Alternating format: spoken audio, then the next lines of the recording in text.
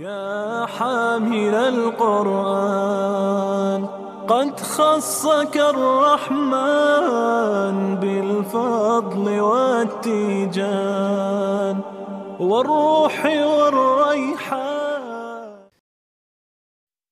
أعوذ بالله من الشيطان الرجيم. بسم الله الرحمن الرحيم. إذا السماء انفطرت وإذا الكواكب انتثرت وإذا البحار فجرت وإذا القبور بعثرت علمت نفس ما قدمت وأخرت. يا أيها الإنسان ما غرك بربك الكريم الذي خلقك فسواك فعدلك في أي صورة ما شاء ركبك.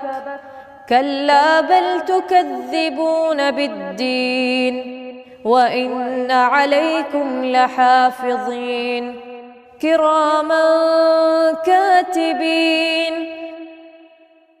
يعلمون ما تفعلون.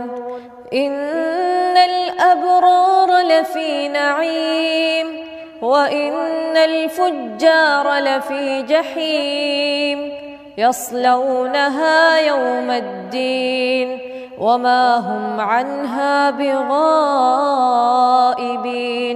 وما أدراك ما يوم الدين ثم ما أدراك ما يوم الدين يوم لا تملك نفس لنفس شيئا والأمر يومئذ لله.